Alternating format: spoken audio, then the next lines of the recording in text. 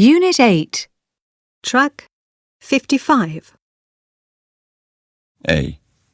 Dear Sir, Madam, I am writing in response to Judy Boyle's article, Time to Declare War on Advertising, which appeared in Saturday's paper. As someone who works in the advertising profession, I have to say that many of Ms. Boyle's views are exaggerated or simply wrong. Firstly, I am surprised that Ms. Boyle, a journalist on one of the biggest daily newspapers, doesn't realise that most of her newspaper's income comes from advertising. If advertising didn't exist, newspapers would be more expensive and thinner, and there is no doubt that there will be fewer titles to choose from. This is also true of magazines and TV channels. Does Ms. Boyle really want to return to the days without advertising, the dark ages of the 1940s, when there was one public TV channel, 2 public radio stations, and dull magazines and newspapers?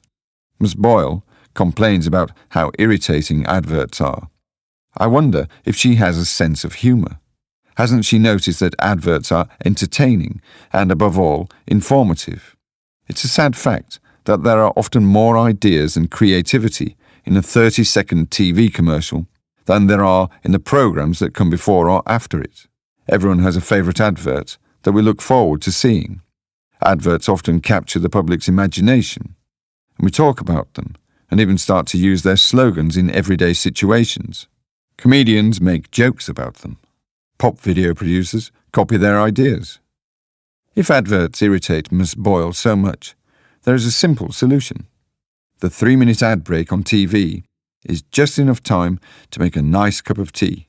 And while you're in the kitchen, Miss Boyle, look at the box of tea bags. Why did you decide to buy them? A long, serious discussion with friends about different tea bags? Or was it perhaps thanks to a memorable 30-second advert? Yours faithfully, Ashley Coates. Coates Advertising Associates, London N5. B. Dear Sir, Madam, after reading Judy Boyle's article in Saturday's paper, Time to Declare War on Advertising, I wanted to congratulate her on a brilliant piece. Like Ms. Boyle, I'm also fed up with the ridiculous stereotypes you find in adverts. Look at car adverts, for example. In adverts, driving is never stressful or boring. It's one of the most exciting things a man can experience. For women, it's eating chocolate. There are never traffic jams, because when you buy a new car, all the roads magically become empty of traffic. There are other mysteries. Why does nobody wear glasses? Unless it's an advert for an optician's. Why do women in adverts always slowly brush their hair in a kind of trance? How do they find the time? In my house, people would start banging on the bathroom door because they wanted to use the shower. And why do people who eat yogurts always look as if they've just discovered the meaning of life? And are biscuits really that exciting? I don't know anyone who behaves like the people who I have to watch on my TV every 20 minutes.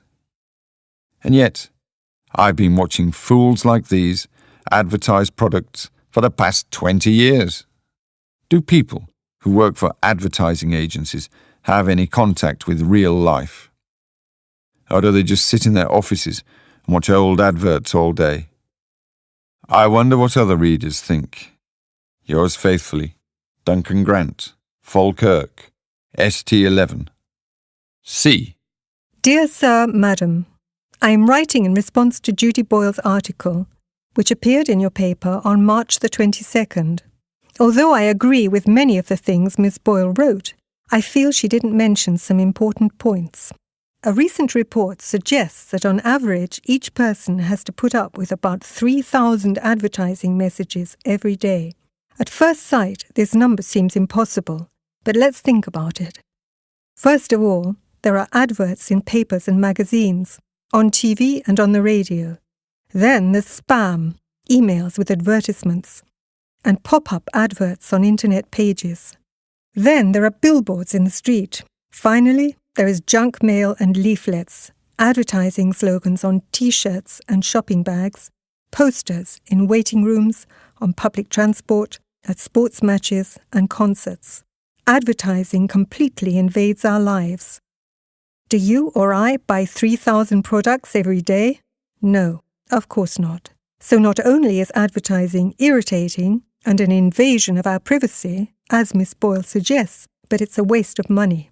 But there's another point that Miss Boyle didn't mention. Advertising makes us dissatisfied. All of us are bombarded every day by adverts showing us people who are more attractive and successful than us, and who have newer things than us. In reality, most of us have longer and much more comfortable lives than our ancestors, and yet people are more dissatisfied with their lives than ever before. A coincidence? In short, advertising is one big lie. It tells us that luxuries are necessities, and what you already have is not satisfactory.